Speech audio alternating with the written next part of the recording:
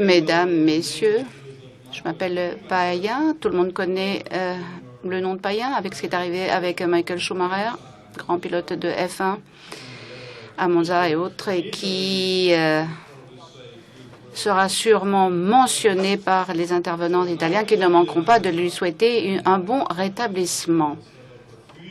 Je vais vous parler des patients cérébrolésés de perfusion cérébrale. Mais évidemment, j'ai beaucoup à apprendre à ce niveau de mes collègues. Bien. Quoi qu'il en soit, je vais parler donc de perfusion cérébrale. J'ai bien entendu un conflit d'intérêts avec mon propre cerveau, qui est souvent en mode pause, qui ne me sert pas à grand-chose, malheureusement, même si je le stimule beaucoup. Alors, ce que je vais vous dire, c'est que il existe un certain nombre de concepts utiles avec lesquels vous êtes très probablement familiers, mais encore faut-il de temps en temps rafraîchir sa mémoire. Puis nous passerons à l'évaluation. Vous savez que quand on parle de perfusion, on parle de quoi finalement? Oxygénation des tissus, bonne diffusion de l'oxygène partout, débit sanguin, pression, tout cela intervient, tous ces paramètres interviennent. Il n'est pas aisé de savoir exactement ce que recouvre ce terme de perfusion. Alors, on ne sait pas trop ce que ça veut dire, mais on sait par contre qu'on veut l'améliorer constamment. Et ça, c'est la problématique. Vous avez la tension artérielle qui est ce qui est le plus important pour faire circuler le sang, arriver au cerveau. Et puis, vous avez ce qu'on appelle la CVP au niveau de la veine cérébrale, donc qui ouvre. Il y a quelqu'un qui frappe, il y a quelqu'un qui ouvre la porte en quelque sorte, et ensuite drainage au niveau veineux. Et chaque fois que vous avez cette pression intracardienne qui est supérieure à la pression veineuse, vous écrasez en quelque sorte la veine et le débit s'arrête. C'est le concept des chutes d'eau. La pression autour peut changer et peut modifier la résistance, même si on ne modifie pas les choses au niveau vasomoteur. C'est la pression, la compression. Deuxièmement, deuxième concept, vous connaissez ce concept d'autorégulation. Vous êtes tous familiers avec, mais peut-être parce que je n'ai pas reçu un bon enseignement, mais lorsqu'on demande aux internes qu'est-ce que c'est que l'autorégulation, ces médecins, ces internes, ils ont tous des réponses différentes. En fait, le débit demeure constant à des pressions différentes, une grande fourchette. Et c'est tout ce que ça veut dire. Si on accroît donc la pression, vous voyez que le débit demeure stable, on réduit le calibre vasculaire, il y a une constriction, et on réduit la pression sanguine. Si on accroît le diamètre, le calibre augmente et le débit reste stable. Ça, c'est vrai sur le plan physiologique. Et c'est ce que vous apprenez dans les manuels. Mais en cas de patient cérébrolésé avec une atteinte aiguë, sévère, vous ne savez pas exactement ce qu'il en est de cette autorégulation si on ne perd pas tout simplement cette capacité à autoréguler. Et donc, en cas d'inflammation aiguë systémique, est-ce que ces informations ne vont pas modifier les capacités d'autorégulation de la circulation cérébrale? Donc, comme on ne le sait pas, comme on ne sait pas exactement où on en est, il faut tester. Et il faut tester, augmenter, baisser, etc. pour voir si vous avez un indice comme par exemple un Doppler intracrânien, voir ce qui se passe au niveau des variations de PP, de pression de perfusion. Parfois, on accroît la pression, on voit que la pression intracardienne diminue, donc ça veut dire qu'on a diminué le calibre, qu'on a diminué le volume de sang cérébral, donc la pression intracardienne diminue. Ou, ça veut dire que ça a bien fonctionné.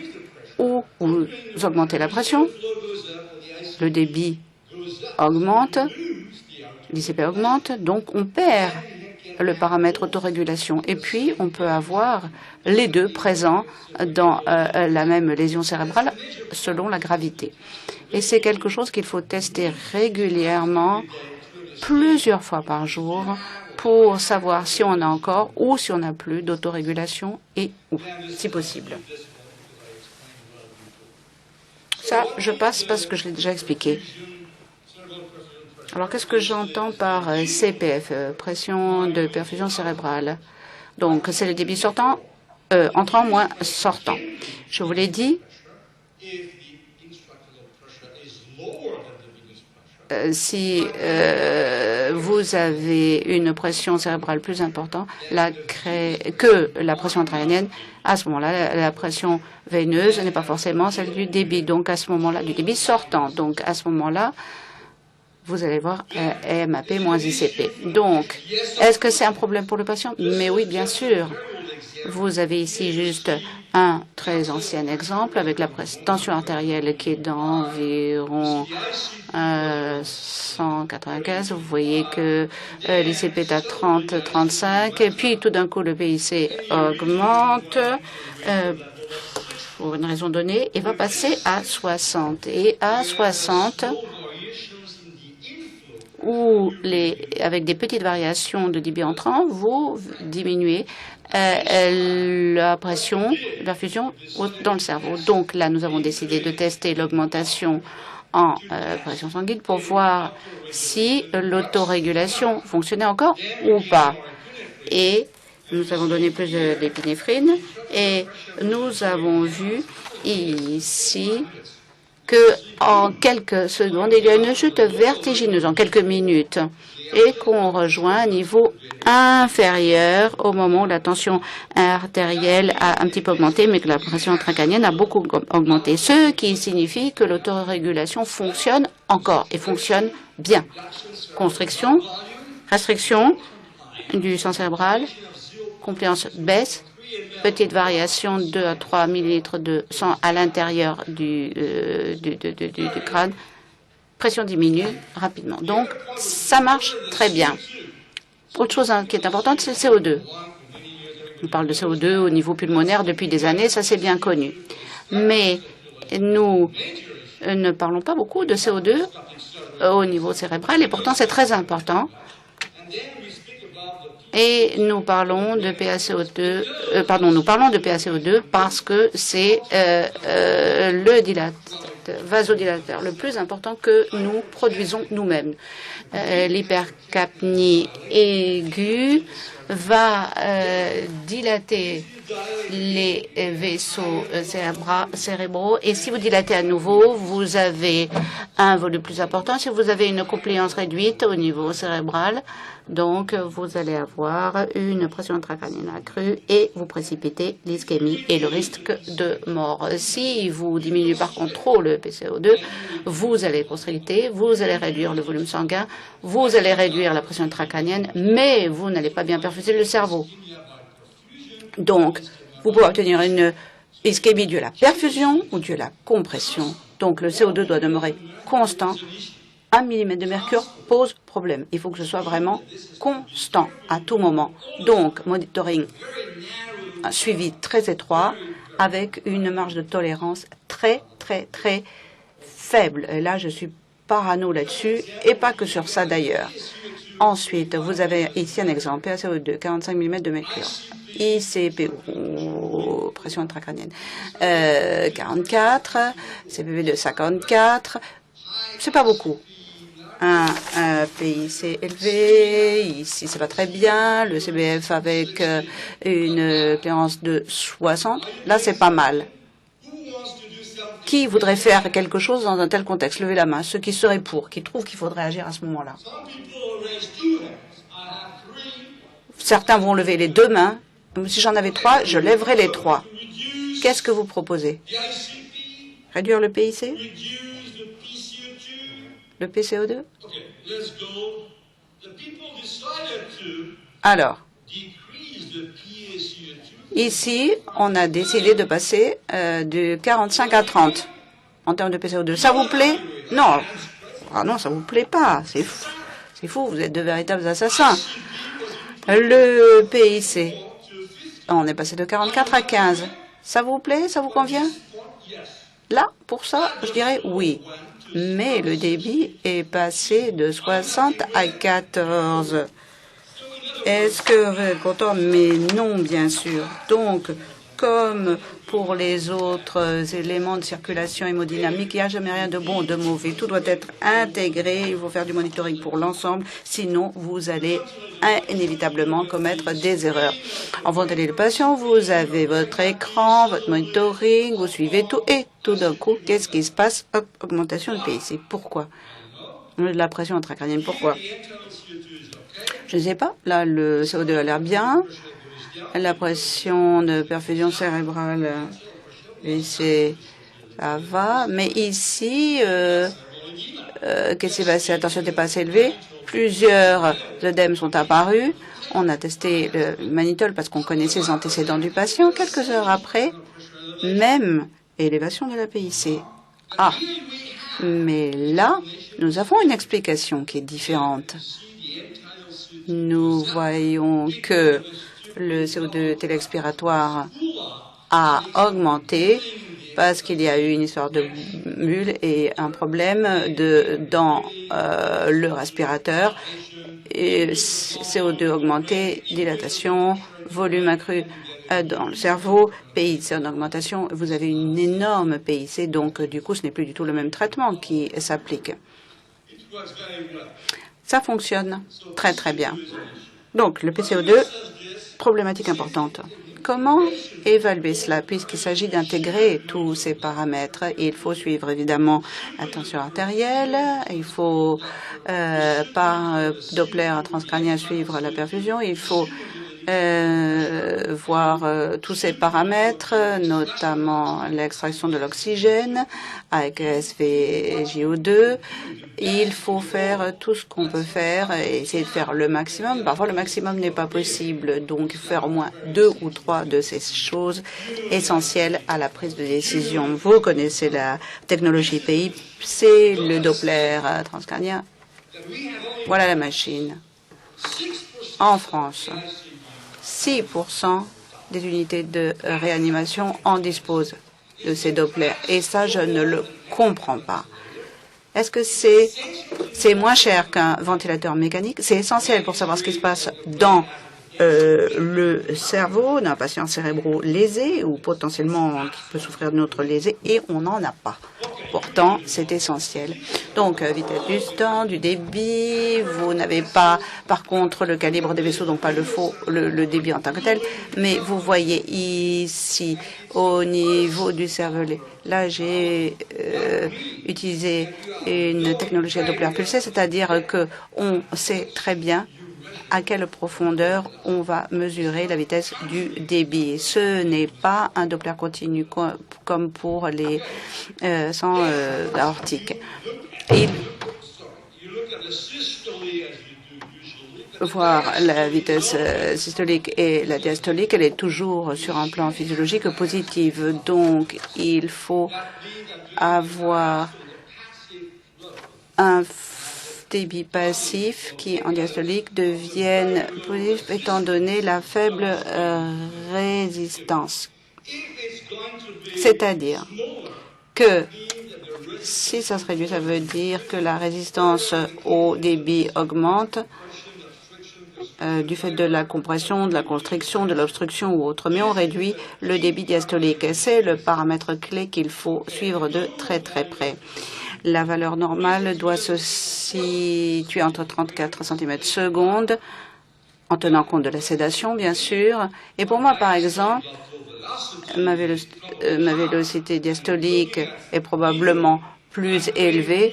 Et là, en ce moment, ça augmente parce que je suis en phase d'excitation.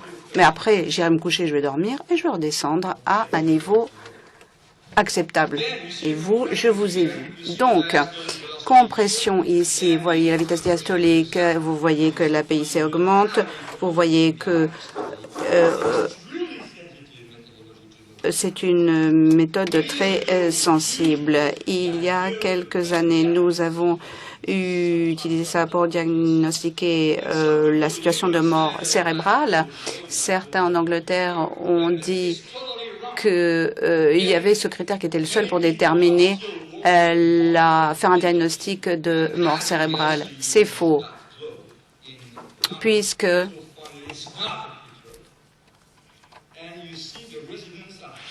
vous avez que la résistance est très élevée parce que on continue à me dire la mort cérébrale, c'est à cause de ça. Et je dis non, ça ne prouve pas qu'on est en état de mort cérébrale. Ça veut dire, si on est en état de mort cérébrale, il n'y a pas de débit diastolique. Et ça signifie donc qu'il n'y a plus de débit diastolique du tout. Donc ici, une cohorte qu'on a traitée, il n'y a pas de chevauchement entre à ce niveau-là, entre les patients en état de mort cérébrale et ceux gravement cérébro-lésés. Et on a vu que finalement, ça c'est la technique que nous avons utilisée et nous avons décidé donc de transférer les patients pour greffe. Donc c'est très très très utile. SGOD, bon, les techniques sont pas au point, les cathéters pas terribles, c'est très cher, il y a un risque de thrombose associé, c'est pas facile à mettre en place, donc à poser le cathéter. Donc si on veut savoir ce qui se passe, nous avons publié la validation de ces mesures rétrogrades avec en fibre optique, il y a plus de 3 ans, on a fait ça avec Nathalie Clavier, ça fonctionne très très bien et vous pouvez l'utiliser puisque ça existe. Mais pour quelle pathologie? La question que j'avais posée initialement, c'est qu'est-ce que nous connaissons de la réalité du concept physiologique appliqué en situation pathologique. En d'autres termes, vous avez une inflammation systémique aiguë. À ce moment-là, quel est le lien entre la physiologie du débit du sang cérébral et les aspects hémodynamiques? Et nous n'avons rien trouvé dans la littérature à ce sujet. C'est ça qui nous a donc intéressés. Donc, nous avons testé ceci avec 2 groupes de patients. Premier groupe, il y a inflammation systémique aiguë, notamment on peut avoir des traumatismes septiques, etc. Deuxième groupe qui sortent de chirurgie qui vont bien. Et juste après, avant l'extubation, on a pris les mesures où, au bloc, sous anesthésie, pendant l'intervention, et nous avons donc examiné cette, entre guillemets, situation normale. L'objectif était de voir ce qui se passe si je modifie le débit cardiaque au niveau de la vitesse du sanguine. Est-ce que si j'agis sur le débit cardiaque ou sur la pression? Donc, ici, les sujets sains. Le débit augmente. On passe de 5,7 à 6,7 avec administration liquidienne. Ce n'est pas surprenant. Tension artérielle moyenne, elle est maintenue. C'est une réponse normale. Ça veut dire qu'on a dilaté la circulation lorsqu'on administre des liquides. La vélocité ici a augmenté un petit peu. Et au niveau des télédiastoliques, vous voyez également le résultat. Ça veut dire que le cerveau est séparé du reste du système. Maintenant, le groupe septique, le deuxième bras, nous voyons que le débit augmente, que la tension ici, il n'y a pas de modification. Nous avons le stroke volume qui augmente et nous avons que la tension artérielle systémique augmente plus chez les patients septiques que non septiques. Et à ce moment-là, il y a une augmentation très importante de la vélocité diastolique lorsqu'on a un système inflammé. Ça veut dire que le cerveau ne contrôle plus de façon normale l'impact de la circulation systémique et il est de plus en plus passif qu'il ne l'est sur le plan physiologique. Ici, un patient cérébro-lésé, vous avez ici le SVGO2, ici la PIC, vous voyez qu'elle est très élevée, ça nous pose problème. Donc, nous avons la SVGO2 à plus de 60, on a 75, la PCI, bon, ici, on n'est pas content. On n'est pas content, qu'est-ce qu'on fait? On fait ça. Vous m'avez posé la question du Doppler. Eh bien, voilà le Doppler. Le cité diastolique toujours présente. Ça, vous ne voyez pas très bien, mais on a près à 16 cm par seconde. C'est pas terrible, mais c'est pas catastrophique. Mais il faut quand même faire quelque chose. Alors là, qu'est-ce que... Pardon. L'animation prévue n'a pas fonctionné. On a administré du mannitol qui a réduit la PIC. SVJO2 passe à 75. Le Doppler augmente la vélocité. Donc, avec ces trois paramètres, nous savons que le mannitol est efficace sur ce patient. Ici, une thrombose veineuse cérébrale. Ce n'était pas très fréquent, mais c'est assez grave parce qu'une thrombone au niveau de la circulation veineuse du cerveau, c'est grave. Là, il faut tout suivre. On a fait une craniectomie ici, là, thrombectomie ici également. Pourquoi? Parce que les paramètres de monitoring n'étaient pas en mesure d'améliorer les choses au plan de la réanimation. Et ici, la thrombectomie a baissé. Vous voyez que la vélocité du débit cérébral à gauche, à droite ont été multipliées par 2. On a donc au final une réponse hyperémique. On a donc un débit supérieur à ce qu'on attendait. Et le risque de saignement et d'hémorragie à la clé. En matière thérapeutique, pour résumer, en matière de perfusion, qu'est-ce qu'il faut faire? Il faut tout d'abord contrôler le CO2, réduire la consommation d'oxygène, pas d'effort, donc sédation, intubation, ventilation mécanique, hypoxie ou normocapnie. Monsieur Schumacher a été mis en hypothermie dès qu'il est arrivé à l'hôpital. Nous devons éviter toute variation de CO2. Il faut se maintenir aux alentours de 41 à la limite. J'accepte 39, j'accepte 41, 39 oui, mais pas 38.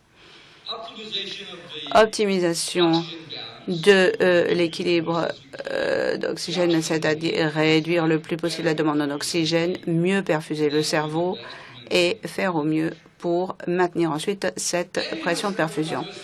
Vous avez ensuite le vasospasme cérébral. Ça, c'est un autre type de lésion cérébrale. Vous connaissez. Là, il faut traiter.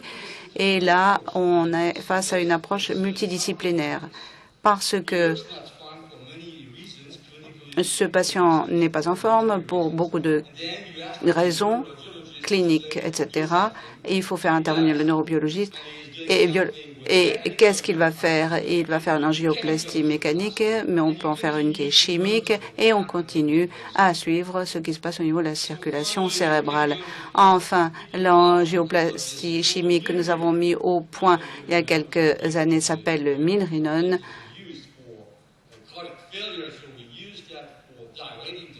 Qu'on utilise pour les défaillances cardiaques, pour dilater les vaisseaux. Et parfois, ça fonctionne mieux que d'autres choses. Et si on rajoute ça à l'angioplastie, vous pouvez résoudre bien des problèmes. Voici l'effet clairement démontré du Milrinone par rapport au vasospasme. Vous voyez ici, c'est un aspect diffus, ce qui veut dire qu'il va falloir avoir quelque chose qui se répand beaucoup, qui est très large, qui couvre une large zone et pas seulement qui est localisé.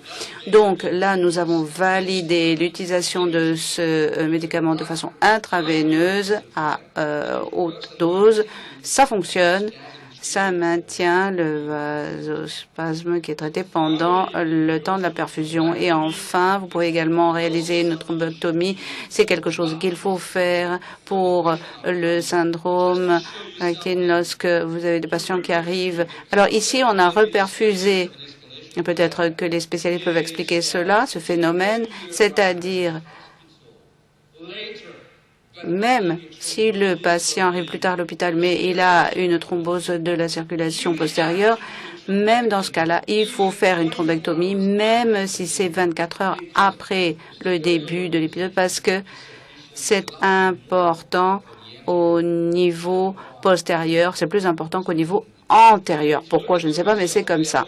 Et les résultats, vous voyez, il n'y a que 5 patients qui sont décédés sur 21 et 12 qui ont bien récupéré et ont pu reprendre leur vie normale et leur travail. Merci de votre attention pour cette présentation. So, thank you, Didier. Y a-t-il des questions dans la salle? Yes, sir.